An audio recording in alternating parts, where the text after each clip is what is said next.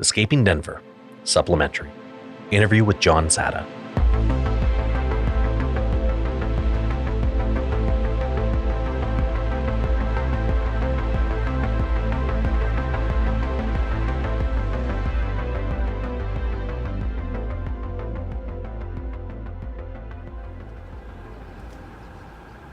I know.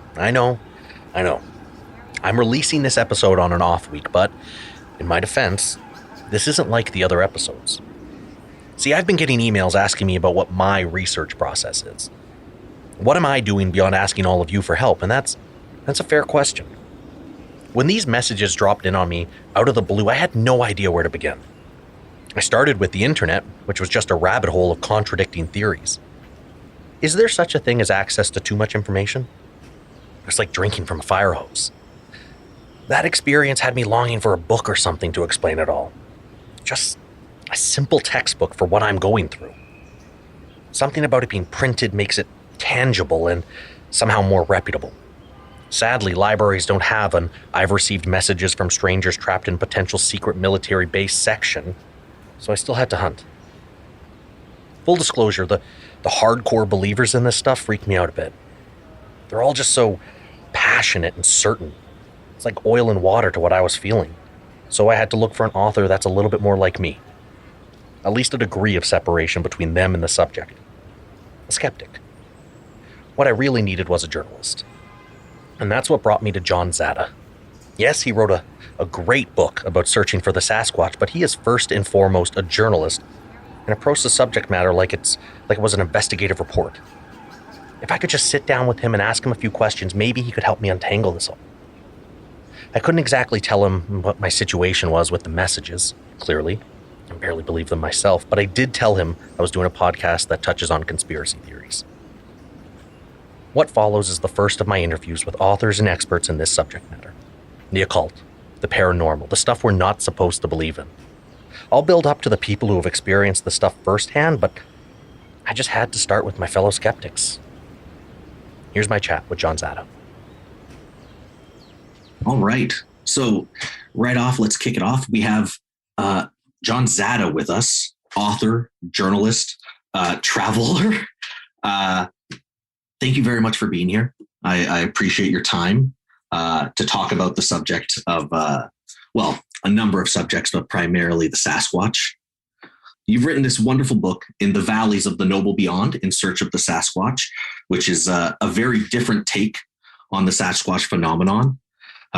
Certainly, we can see one another. You are not an in-the-woods hunter, camo gear, trying to track down Sasquatch type. So you're a journalist first. What led you to tackle this subject? That's a bit of a two-pronged answer, but first of all, I had gone out to the central coast of British Columbia to work on a travel feature about a place called the Great Bear Rainforest, which is about 400 kilometers north of Vancouver. Pristine wilderness region, mountainous, on the coast, intact ecosystem. And I'd gone there for 2 weeks to write a travel feature just as a kind of upcoming adventure destination, locale basically. But when I'd gotten there, the timing was such that there were a whole bunch of Sasquatch sightings and reports that were happening like up and down the coast in a bunch of different communities that I was visiting, and just by coincidence. And the second of the two-prong answer is that I have an interest in the subject going back to childhood, because I grew up in a time when the subject was popular, like in the late 70s, early 80s, movies, TV shows, pop culture, like even just retail items and stuff. It was just a really big thing. And I grew up with those stories and with reading books at the library about it. And so when by the time my trip ended 2 weeks later, to write that travel feature, which I did write up afterwards, it had whet my appetite and got me interested anew in the subject. And I made a decision that I wasn't done with this, and I really wanted to go back and spend a bunch of time the next summer researching, exploring this topic, to write a book about it, to figure out whether the creatures actually exist or not. That was the way I was going to frame the quest. Well, I think a lot of us in our youth, especially, were taken by the story of Bigfoot. I didn't necessarily watch it when it was live on television, but the $1 Million Man episode with the Sasquatch or the Bigfoot was fantastic. And I was always disappointed that it was a robot in the end, and instead of actual proof that this thing had existed. Right. I think we all feel that way when we're younger. So when you started this investigation, would you have considered yourself a believer? I would say that at the outset, I leaned towards the notion that the animals quite likely existed, and that, you know, perhaps the reason why they hadn't been officially discovered or cataloged or was that they were quite evolved, quite intelligent, quite self-aware. But I wasn't sure, right? And I'm not one who tends to say 100% that something exists or doesn't exist when I don't know personally or haven't seen something or haven't experienced it. So I wanted to do a trip on the ground whereby I interviewed people, I did my own explorations, and I perhaps even tried to encounter one of the animals myself by going to places where they'd been frequently seen, in an attempt to maybe bring some certainty to the issue, and I was also open to the possibility that maybe I was wrong, or maybe my leaning towards their existence was not correct, because of some other reasons. And I used the book and the story to create a parallel journey where I explore ideas of perception and belief and why we would see things that maybe don't exist, and plugging it into that question. Well, you certainly paired yourself up with some pretty firm believers. If I'm not mistaken, you spent some time with John Bindernagel. Am I saying that right? Yep, Bindernagel, who I've read other things he's written about the subject, and he certainly speaks about there being a certainty that the Sasquatch exists. It's not a matter of he's no longer exploring, trying to prove that they exist. He's kind of moved on to the other questions. Now, I imagine being around that kind of passion, especially at the beginning of this journey, can be intoxicating, try to really suck you into it and make you a big time believer. Because in the book, you speak about an incident in, was it 98 in Nelson, where you had your own questionable encounter. Yeah. Yeah. Do you mind talking about that just a little bit? Yeah. And so when I started writing the story, I gave as a device in storytelling, I went into the sort of just backstory in terms of my interest beyond even just the childhood stuff, just sort of what happened into adulthood. And one of the factors that compelled me to again go back to do the journey that was the story of the book was an incident that took place in Nelson, British Columbia, in the Kootenay region. I was there visiting a friend of mine at the time, and we'd gone for a hike in the winter. It was a winter hike. It was a trail that started off at the top of the community, at the top of the street where the mountain is, and sort of hugs the mountainside. And we were by ourselves. We'd hiked for about an hour and a half or so, and to make a long story short, we'd stopped to have a snack. I think we were having some trail mix, and up above us and behind us, we'd heard this sort of lumbering bipedal walking sound through the snow. And it just was like crunch, crunch, crunch. And it just paralleled us above us and just basically walked right past us, heavy breathing, kind of a labored movement. And it didn't sound to us anyway like it was any kind of an animal. I mean, bears would have been hibernating at the time, and the thought of it being some other animal. It sounded like a person basically, and it was very loud, and it sounded very close, and it sounded almost like in a stereo surround sound, like but yet there was no visual evidence of the thing moving, and there was no snow falling off the trees, and so within about like less than a minute, as we were asking each other what had taken place, the thing had come back. We started walking back in the other direction, and the minute that had happened, we realized that we were just really afraid, and we were really freaked out, and we broke into a sprint, ran back to town, basically, and I from there started making inquiries in the community about Sasquatches and met a researcher, and so that had played into my pre-existing interest and belief in the subject. And I thought afterwards that we'd perhaps had a Sasquatch encounter and had not known it for sure because we didn't see it. So, and the area is known for a lot of reports as well. Well, that is a tough thing with the subject of the Sasquatch or Bigfoot, is that there's a lot of audio sounds. You hear them, you've seen evidence of them, but there's not a world of close encounters. I could smell him. I could touch them. It seems you've spoken to dozens of people about their encounters. Would you say most are similar to yours in that it's a fragment of an interaction? You don't quite get the whole picture. I think it's hard to say without compiling turning it into data, basically. But I would say there are probably, in my experience, twice as many. I would say let's say non-visual encounters over the visual.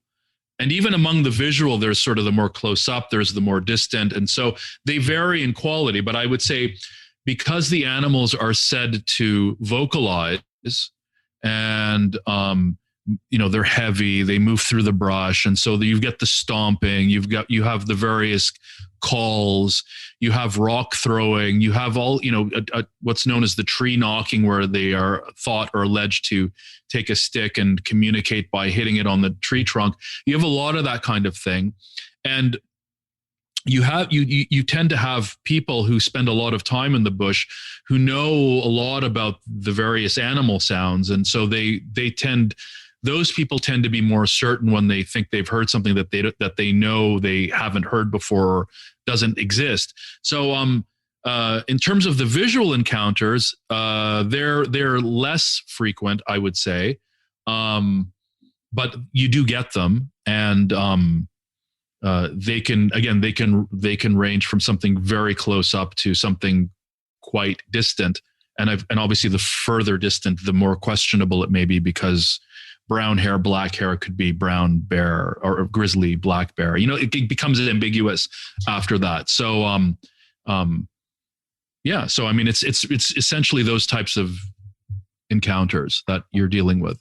I was going to say I was more ignorant on the subject than I thought. I thought I would be well versed in the Sasquatch because of pop culture osmosis. I thought I would have absorbed a great deal more, but yours in your book was the first retelling I've ever heard of somebody saying jet black hair. I had never even questioned that it would be anything but the visuals that we've been presented with, that there were this variety, and then stories of red-haired Sasquatches and the out with the white-haired. And it seems like a pretty big detail to change between stories when these stories are popping up, and sometimes over the course of centuries, these sightings across Canada in communities that maybe didn't interact at all were individually coming up with this same appearance. That's right. Now, do you think the fact that a lot of the people you were talking to and speaking, you're in a lot of First Nations land and telling these stories of hundreds of years ago, sightings have been occurring. Do you think that is maybe what leads to the Bigfoot and Sasquatch being so continually relevant, continually part of the conversation? I mean, it's, as a complete outsider to this, I came in thinking I knew a great deal. And I'm curious if if that is because these stories have been around for hundreds of years, or just because of the sheer amount of sightings. Well, I would say that the historical component lends credence to the subject matter in communities where those reports go back in time and in which history is and tradition is respected. So among the First Nation communities, because the creatures are in their storytelling traditions and in their stories, but named differently. They have different. They manifest as different beings, supernatural or otherwise. That makes the subject more valid than it would be in, let's say, in a place where you don't have that. And so, I mean, it really depends, because there are parts of the province, I would say, there are parts of British Columbia where I visited. And BC is sort of an open, Sasquatch can appear anywhere basically, but like, there are just areas where there's less interaction, there is less predisposition to believe, and you have less reports, and that could be because of the attitude of the local population of people. So it's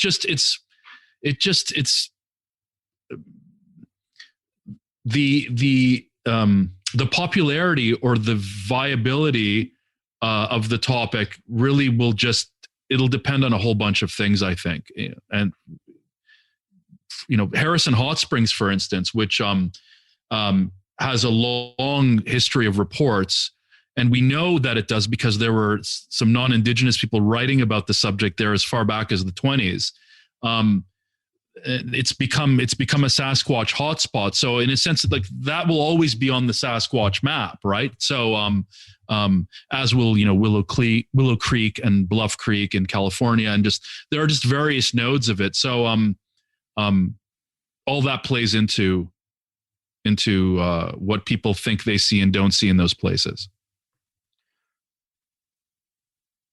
I think there is something comforting. There's something, I guess, comforting in believing in something, whether there's proof in it or not. I mean, there's certainly newer cryptids in the cryptozoological field.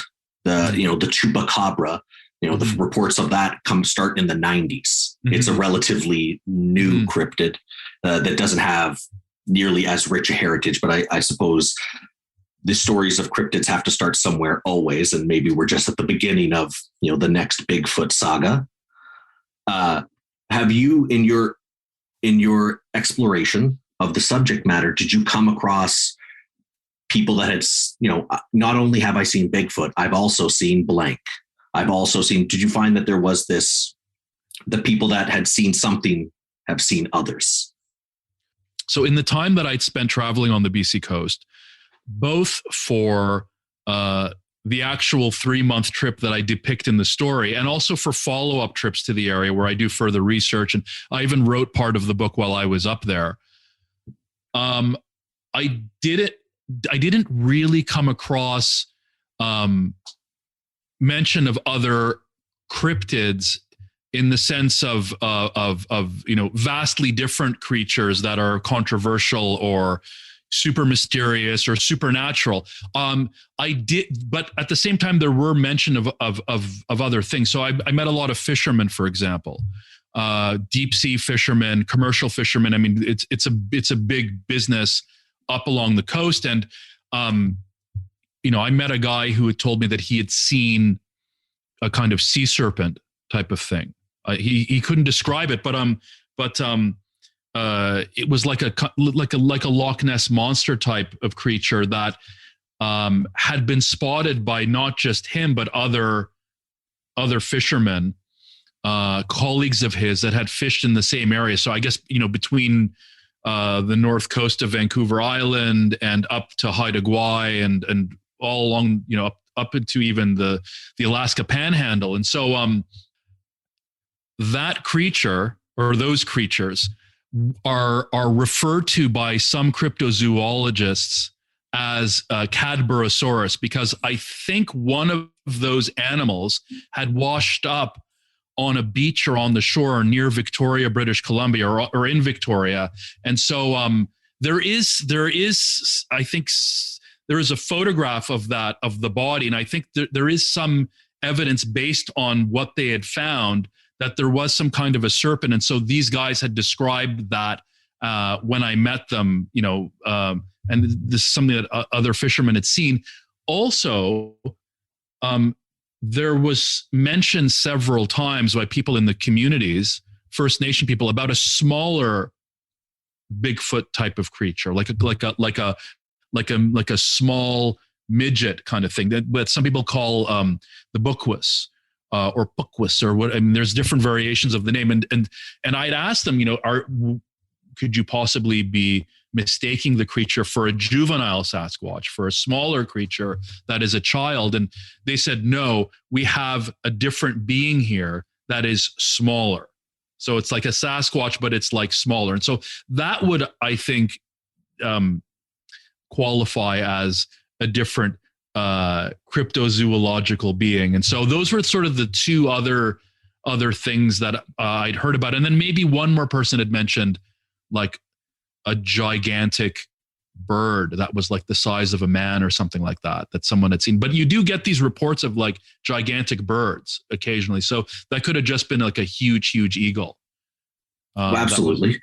I was certainly surprised at some of the size of that eagles can reach, especially if you're from a city. The first time you see them can definitely be scarier. But no, that is interesting that, the people that have seen maybe have sometimes the ability to continue to see, or at least continue to look. I'm sure fishermen are one of the few travelers left in our world that kind of explore.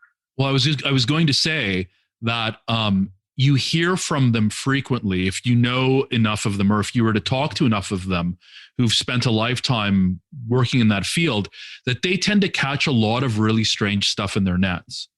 And, the ocean being the ocean and being really a place where we can't really go, they probably do come across, I imagine, species of fish that have never been documented before. So that wouldn't surprise me that they may have found things that have still, eluded science, let's say. Well, the ocean is certainly a place where we tend to refer to the monsters, or even if there are cryptids, we turn to refer to the things that exist in the ocean as, science just hasn't gotten there yet, so we don't have to explain it. Science will get there. Of course, there's creatures down there. Science just hasn't reached it. But on land, I think we have this arrogance that we've seen everything, especially when it comes to mammals, especially when it comes to large mammals, that it's harder for us to, say science hasn't caught up. Because in this day and age, when there's 4 million photographs being taken every second or some other statistic, why isn't there more evidence? Mm-hmm. Why isn't there more proof? You held the plaster cast of one of these big footprints, and I'm sure you've come across a great deal of those. That seems to be the evidence that most Sasquatch hunters are hanging their hat on, is that the footprints tend to tell the story, and wonderful details about why these footprints couldn't have been forged, or why they are likely real. Mm-hmm. Why isn't there more? Why isn't there more evidence? What explanation did you come across for why there isn't more? Because I'm sure you were hungry for more. If all these people have these stories, mm-hmm. Well, that's the $1 million question, and I mean, there are various answers depending on one's perspective on it, and then one is the skeptical debunker argument that there just aren't any, basically. And so that's one point of view. Another one is that the creatures are supernatural and can dematerialize and can travel through dimensional portals, and that more magical, appear disappear sort of approach, which I would say is is a minority, I would say, of most people interested in the Sasquatch. And the majority, I would say, are more, well, it's just, it's circumstantial. It's that the creatures are shy, they're nocturnal, they're self-aware, unlike most animals that they'll just, bears and deer and elk will wander onto a road, and they're not thinking in advance that they want to avoid people. And so the Sasquatches are said to be elusive in that sense, and that's what they're really good at. And their numbers are rare, hard to find bodies and carcasses and bones in a forest in which the body decomposes and the bones decompose, and people are not, they stick to trails, they stick to roads. And so hard to find any physical evidence. And in terms of sightings and in terms of, photos, and why aren't there more photos, better photos? And why are the people who are seeing them not taking better pictures, if at all? And again, the arguments are, well, people who tend to see Sasquatches are caught off guard and are frightened and are shocked, and they don't know what to do. And by the time they even think about pulling their phone or their camera out of wherever they are keeping it, the thing is gone. If it is at night, and also there is a problem of taking pictures at night and that kind of thing. So that argument tends to be around just the circumstances not being favorable to having something like that, and the Sasquatch making it very difficult, just because it's not it doesn't really like to move around in the open. No, that seems more than fair. There seems to be, you've spoken to a lot of people who have seen it crossing the road in a way that an animal would, in 3 strides across the highway, which is a visual that I truly find haunting, to be honest. Any creature that large. Would you say that, given your experience with your investigation, are you more of a believer now than when you started? Or did this was the absence of evidence to you? Well, I don't know. I've been asked that a few times since finishing the book, and I find that I keep that I don't have one sort of consistent answer to it. I mean, I think at first when I left the region and as I was working on the book, I may have been less convinced. Not by people's accounts, because on one hand, when I listened to the accounts, they all sounded very convincing, and I don't have any doubt that those people who told me that they'd seen one did see something, if not that. But I think I remain still open to it, and still I lean towards the possibility, if not likelihood, only because it doesn't seem like such a huge stretch to me. Like it's not this preposterous idea, right? That I'm like, oh no, it can't be, kind of thing. You know what I mean? Like we have loads of ancestors in our evolutionary history, humanoid, and so it's not such a crazy proposition that there may have been one that has survived and maybe has held out till the modern day, and there may be a few of them left, and they're probably on the verge of extinction. And so I would say, until I see one, I'm not going to say that yes, they exist 100% for sure, because I don't know. But I would say I lean towards the possibility, if not probability of it, and that it's probably that it would be a legitimate thing for scientists to look into. Like I don't think it's something really kind of difficult or preposterous. And in fact, when you go to certain communities out in the Pacific Northwest, or even in other parts of the continent, I mean, and you speak to people, I mean, it's sort of considered a thing in those places, and people talk about it as if they're talking about anything else. Now, beyond whatever the Sasquatch do to elude us themselves, is there a possibility that their existence is being hidden from us from an outside source?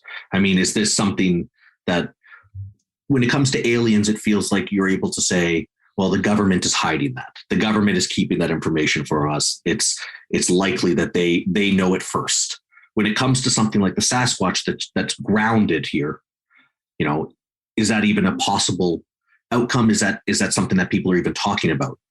I would say no, because those people who are actively investigating the phenomenon don't know very much.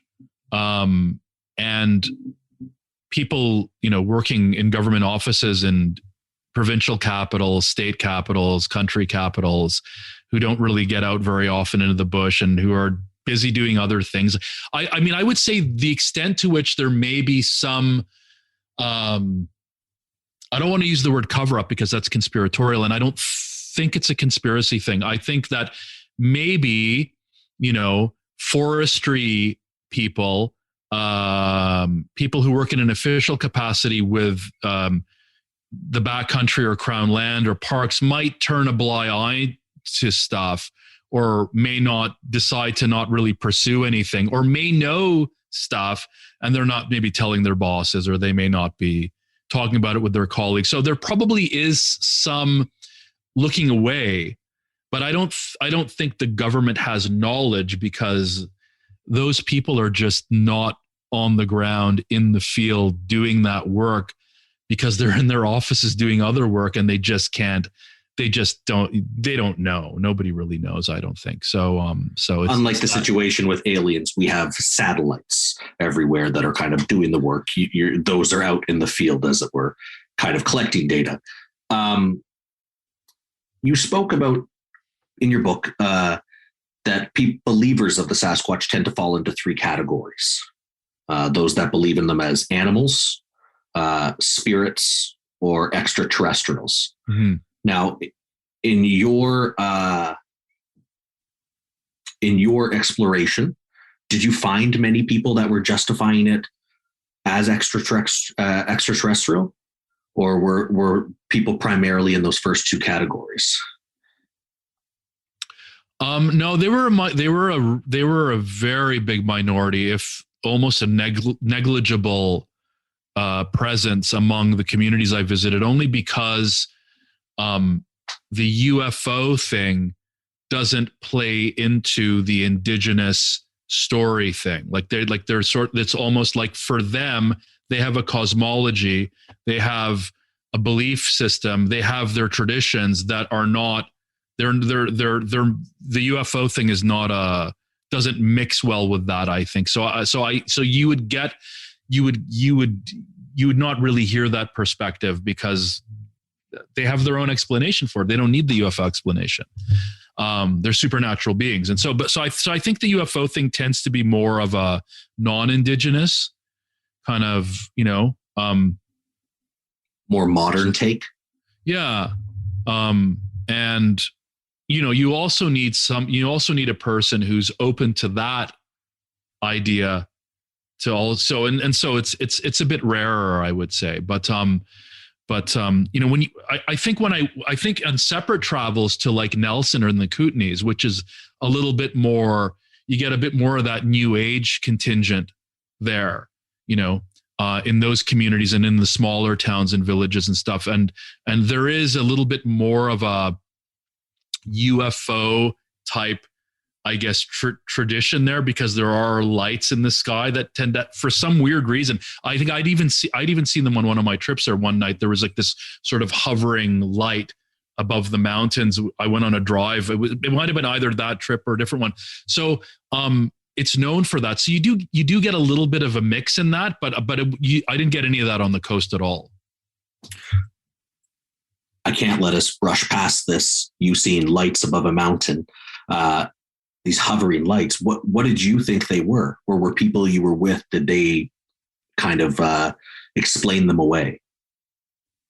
No, I was with a friend, and we were out one night, and there was this light above the mountains kind of just hovering, but I mean, this isn't necessarily an alien thing. I thought this could be some phenomenon possibly. And I didn't really come down one way or the other on that. It was just something that was really interesting, and we just let it go. I'm not really like a big UFO guy, and for some reason, not because the implications wouldn't be huge if they were shown to conscious alien life to exist in that sense, but I think we all have sort of different triggers in terms of what constitute intriguing mystery. And I don't know, for me, it's not, it doesn't really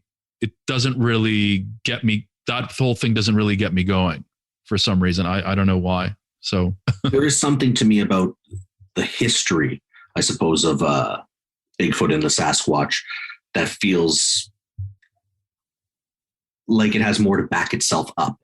Whereas I'm able to traditionally brush away a lot of the UFO stuff and explain away. But when people talk about the pan-cultural phenomenon of Bigfoot and how in Florida there's sightings and they call it the skunk ape. I'm going to pronounce this wrong. It's Ginosqua. Ginosqua, I believe, is the Iroquois version of an angry figure that's very much Sasquatch-like, and that's of the Great Lakes region. I mean, that to me is the thing I'm struggling with explaining away, how across this giant continent that is North America, similar sightings between communities that could not have communicated with one another.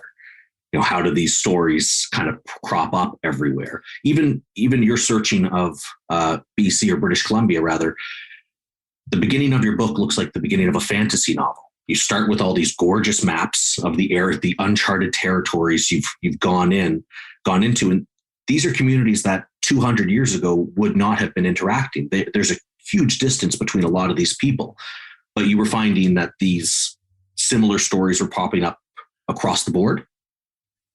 Well, that's this whole question is part of the explanation as to why people see or think they see Sasquatches when they in fact don't exist, is because there are these things in stories known as archetypes. There the wild person, the uncivilized, they exist in all cultures, right? I mean, I think in the Epic of Gilgamesh, which is a several thousand-year-old story tied to Iraq, you had a character or a creature was in there who was essentially a Sasquatch, basically, right? So you get them, and I mean, I even have a book here on my bookshelf, which is a photo book of European wild man costumes that are used in ceremonies across Europe, from France to Eastern Europe and that kind of thing. So it tends, because we were like that at a certain point in our lineage, in our history, we can relate to that. So I think it's not hard to find references to wild cannibal beings or beings of the forest, or but that could also be because there are, there may have been or may still be Sasquatch type beings as well. It could be one or the other or both. So, well, I'm certainly a skeptic coming into this world about the cryptids and the things that I can't explain away, which I appreciate that you've approached it the same way, gathering information. You haven't come in with a decision made. You say it in your first chapter of your book. I wrote it down. You say it in the first chapter of your book. I'm paraphrasing, but I'm not sure they exist, but we'll see. And that's your interview with this gentleman, Clark, who took you to the point that he had seen a Sasquatch 30 years prior. Mm-hmm. And it's that same kind of mentality of, I may not know, but we'll see. I haven't seen one yet, but we'll see. Which is kind of the approach I'm trying to take. I'm just having difficulty when it comes to the Bigfoot, the Sasquatch, the Yeti. Is the Yeti the same thing? Is that fall into the same bubble as the Sasquatch stories? Yeah, it's like an Asian cousin basically of Bigfoot or Sasquatch, tied to Himalayan regions, Nepal, China, Bhutan, the parts of India, parts of Pakistan.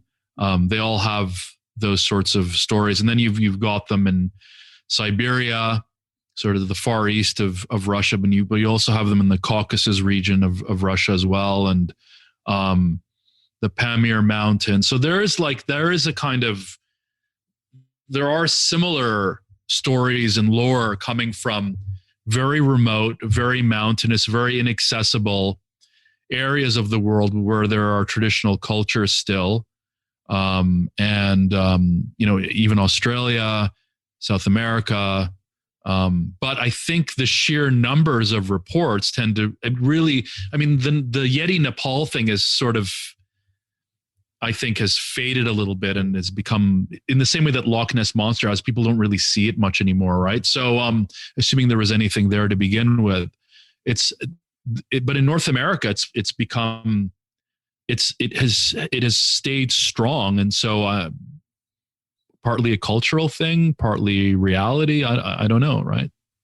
Well, there's certainly the East Coast. A lot of things are cropping up. The Mothman, like I was saying before, the Chupacabra, I believe, was Puerto Rico, its first sighting. There seems to be these newer creatures. Is that maybe human nature to try to see things that don't exist or explain something that they couldn't explain by giving it a paranormal answer? Yeah, probably. There's the dog man now. That's kind of really the new big thing. Chupacabra has been pretty much proven to not be its own undiscovered animal. And I even think, and I'm reflecting the attitude of like cryptozoologists and people who've investigated it. It's turned out to have just been some feral dog rodent hybrid, or there is some explanation for it. And I think those sightings have basically stopped. So that's sort of my latest. That's what I'd heard recently in an interview from someone who had studied them. So, but yeah, I think there's always going to be an appetite for unexplainable things. Perhaps as Sasquatch becomes more explainable and maybe takes on some biological significance, maybe we're seeing the creation or the rising of these other beings because the Sasquatch thing doesn't cut it anymore, perhaps. And so, the whole Dogman thing's preposterous as far as I'm concerned, and so is the Mothman. So but maybe that's their function. Their function is to be this kind of, to be what the Sasquatch used to be, maybe, 50 or 80 or 100 years ago. Whereas now it's sort of almost it's moved a little bit towards legitimacy slightly. So it's certainly been around long enough. It's had a house on the block the whole time. And so it seems that as these new ones crop up, it almost makes the Sasquatch feel more real, because it feels like they have such an absence of evidence that it almost makes the case for the Sasquatch feel compelling. Mm-hmm. Well, they've got at least the footprints, people collecting scat and hair, and there's some photographs and hundreds of people saying they've seen it, and being able to describe something that, for all intent and purpose, they're describing the same thing. They're all describing a very similar creature, hundreds and hundreds of miles apart from one another. Mm-hmm. These beasts of the woods. So your book ends. You are still open to the idea. Are you open to exploring where these Sasquatches, kind of these stories, pop up in other places of North America? Because you covered a huge geographical area, but that's still, when it comes to the continent, that's still, just a small percentage. You covered a huge area, but these stories have been popping up in Southern Ontario, the East Coast, down in Florida, Colorado. It's in California, certainly. Now, do you feel the need to take this further?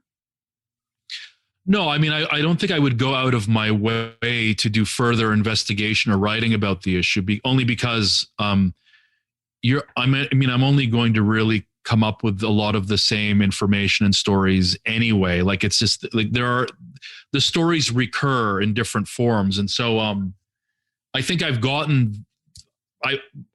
as far as I'm concerned, my journey to write my book was also philosophical, and I derived a philosophical answer in addition to the flesh and blood. Does the creature exist, not exist? That satisfied me in terms of really why we pursue the creature. What is this real significance of the Sasquatch, which I would think is more of a psychological thing. So in a sense, my appetite has been sated. However, on future travels, if I do hear that somebody had seen one, or if it comes up in a conversation, I mean, I'd be really interested to ask people about it, and that has happened since I've written the book. I have had people come up to me and tell me, and on other trips, that like someone in the Yukon and people in other parts of BC, and just, even I'd heard some Ontario stuff not that long ago. So, I will always be happy to discuss it and to probe and that kind of thing. But I think to create, pursue a new project related to it, I'm only going to really come up with the same stuff and the same conclusions based, over again. So I think this one example speaks for them all, I would say. Well, it's certainly an in-depth exploration. I can't speak to all of the books that have been written about Sasquatch and Bigfoot, but you respected the subject matter, and I didn't feel pandered to while reading it. And I felt you were similar to me in your skepticism and wanting proof and hungry for proof and willing and open to getting that, but based on what you have, having to make those decisions on which way you fall. I had built an image of you in my head as people that hunt Sasquatch are going to be essentially Rambo. They're going to be pretty intense about it. They're going to have jars of the pee. They're going to really have done it that way. And I thought that was a little alienating for me coming from the outside as a skeptic. It's difficult for me to digest that level of passion for something I can't say one way or the other exists or not. Right. And those types of people tend to be the ones who write the books. And they tend to be the ones who are from the very beginning, from page one, there is a Sasquatch. Here's why.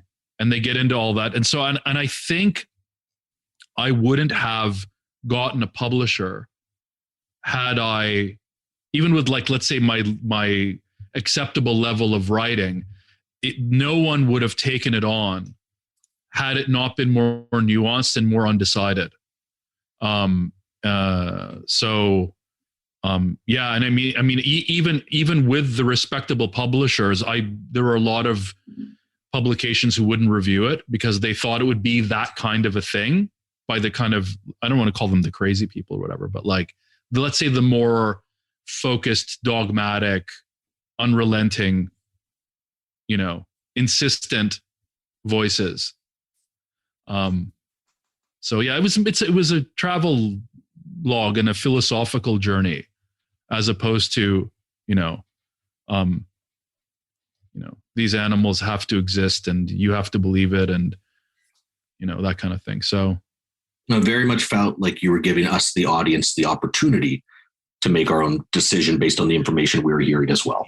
Yeah. And again, my other motive, which was a big one, it might have even been bigger than even trying to find out whether the creature exists or not, is to explore the idea of how we believe things and how we perceive. And like, it was really a book about human psychology as well. So that was sort of the hidden motive in, running kind of below the what appeared on the surface of the book. And where did you land on that in the end? Well, I think where I landed was just that human beings don't perceive the outside world as it actually is.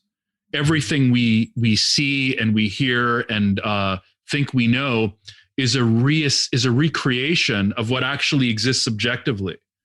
And so I got into the mechanics of that a lot.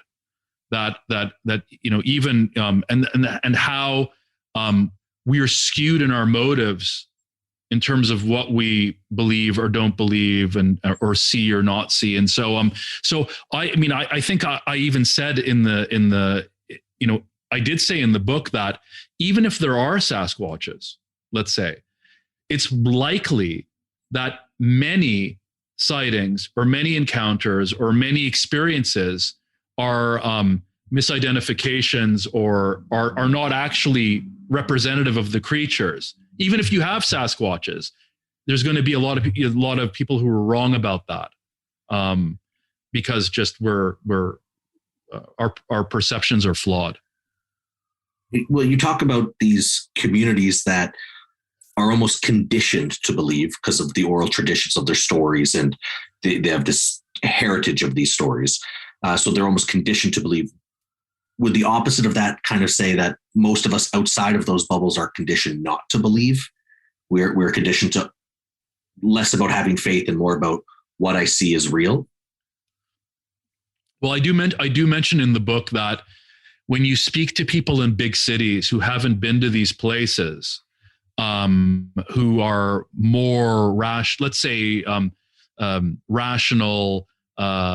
technologically affected, more modern in their thinking, let's say, and who can't really put themselves in the mindset of somebody who lives in a frontier area, you're going to be less likely to believe it. Like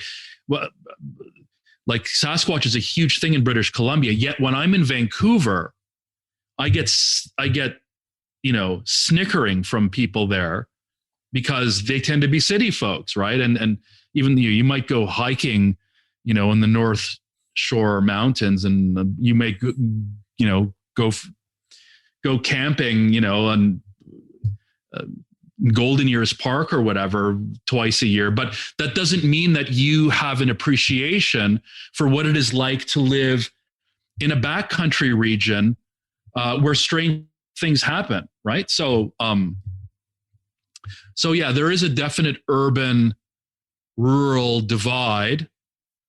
Having said that, there are also people on the rural side of things who don't believe because they're like, I haven't seen one, and I've spent 30 years hunting and fishing, and if there were Sasquatches, I would have seen them. It's kind of an ego thing, I would say. So, yeah. I would definitely say ego comes into play, at least with myself and my understanding of anything. If I haven't physically seen it, it hasn't been my own ears, my own eyes, my own experience, it's difficult to digest. Thank you very much. Thank you. Once again, John Zada, author of In the Valleys of the Noble Beyond, In Search of the Sasquatch. Fantastic read. I appreciate your time. Oddly, I feel better. No closure, no definitive proof that the Sasquatch or other monsters exist, but I still feel better. See, I was beating myself up about this for a while. Police not believing in me, friends thinking that I've lost my mind. It's not hard to start believing that maybe I have lost my mind. But if a legitimate journalist like John Zada is willing to dip a toe into this world, maybe it's not all that preposterous for me to do the same. He didn't go into this expecting to meet Bigfoot, but he did go into this acknowledging that there was enough evidence to at least warrant a look. I'm going to continue to do the same. I will say this, though. What he said about the chupacabra only made me believe in them more. Like one escaped and the collective quickly covered it up. That's what they would do, right? And do yourself a favor, pick up John's book, In the Valleys of the Noble Beyond, In Search of the Sasquatch. So big thank you to John Zada for taking the time to chat with me, and to Curious Cast for your continued support.